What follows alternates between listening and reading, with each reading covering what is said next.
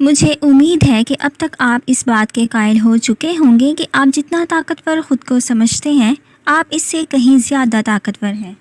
کچھ لوگوں کے لیے اس بات کو ہضم کرنا مشکل ہوتا ہے۔ ایسا اس لیے ہے کہ ان لوگوں نے یا تو قرآن کو نہیں پڑھا یا پھر وہ اس کے معنی نہیں جانتے۔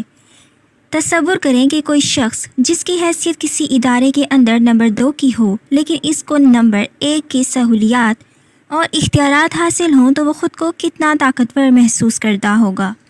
اگر کسی ادارے میں نمبر 2 ہوتے ہوئے نمبر 1 کا پسندیدہ ہونا ہمیں طاقتور ہونے کا احساس دلاتا ہے تو خدا کا نمبر 2 اور اس کا پسندیدہ ہونا کیسا محسوس ہوگا؟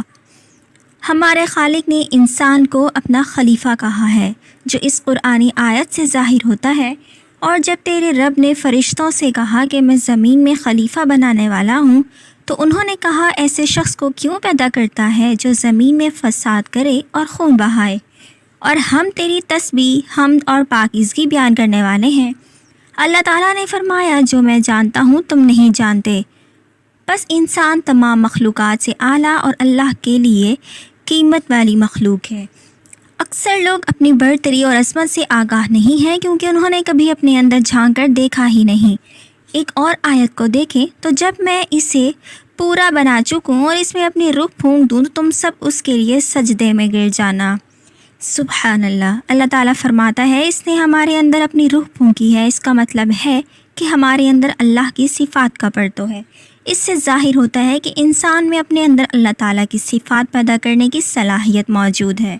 جہاں تک روح پھونکنے کو میں سمجھتی ہوں اس کا مطلب ہے کہ اس کے ساتھ اللہ نے ہمارے اندر بہت صفات اور خصوصیات جو کہ اس کے 99 ناموں سے ظاہر ہوتی ہیں سوائے چند ایک کے جو اعلیٰ برتر ہونے کے ناطے صرف اسی سے مخصوص ہے ڈالی ہیں۔ بہت دفعہ لوگ مجھ سے اس بات پر بحث کرتے ہیں، ان کا یقین ہے کہ خدا تو خدا ہے اور کس کے اندر اس کی صفات نہیں ہو سکتی۔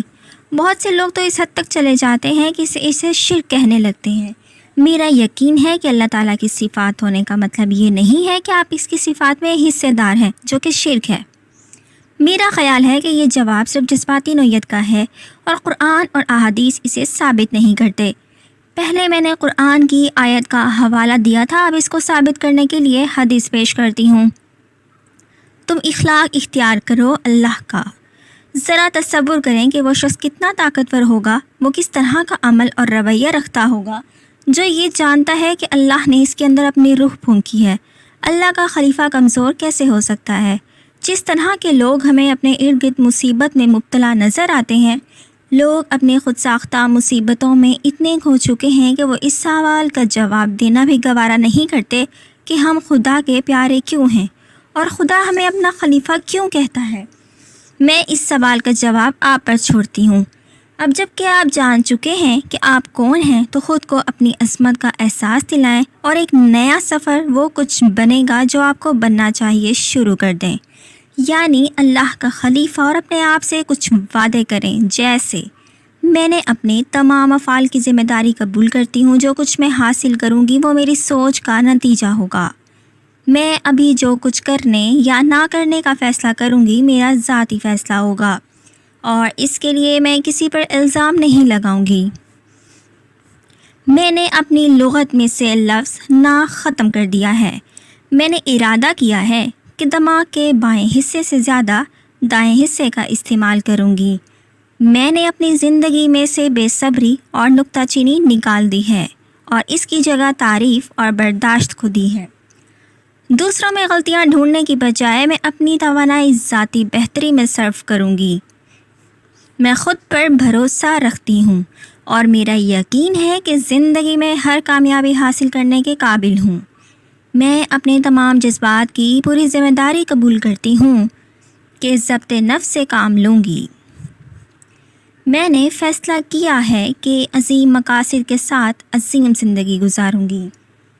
میں نے فیصلہ کیا ہے کہ اس مقصد کی طرف مسلسل بڑھتی رہوں گی۔ میں نے اپنی شخصیت کی تعمیر اور بہتری کا منصوبہ بنانے اور پھر ساری زندگی اس کے مطابق گزارنے کا فیصلہ کیا ہے۔ میرا ارادہ ہے کہ میں ہر روز تقریباً 90 منٹ اپنی بہتری کے لیے لگاؤں گی اور ہر روز اپنی زندگی کے اہم پہلوؤں یعنی جسمانی، جذباتی، ذہنی اور روحانی بہتری کے لیے کچھ سیکھے بغیر بستر پر نہیں جاؤں گی۔ میرا ارادہ ہے کہ اپنے خاندان، اپنے کام کی جگہ اور اپنے علاقے کو قابل قدر بناؤں۔ میں نے فیصلہ کیا ہے کہ اس سے زیادہ کام کروں گی جتنی مجھ سے توقع کی جاتی ہے۔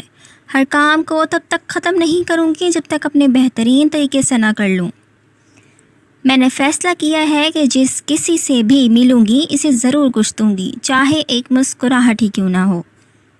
میں نے ارادہ کیا ہے کہ اپنے تمام تعلقات میں نیا رنگ بھروں گی اور اپنی جذباتی ضروریات کی پوری ذمہ داری لوں گی، اور جنہیں کتاب دی گئی تھی اور بے پڑھوں سے کیا تم بھی تابع ہوتے ہو؟ پھر اگر وہ تابع ہو گئے تو راہ پا گئے، اور اگر منہ موڑ گئے تو تیرے ذمہ تو صرف پیغام پہنچانا ہے، اور اللہ بندوں کو دیکھ رہا ہے۔ سورہ آل عمران۔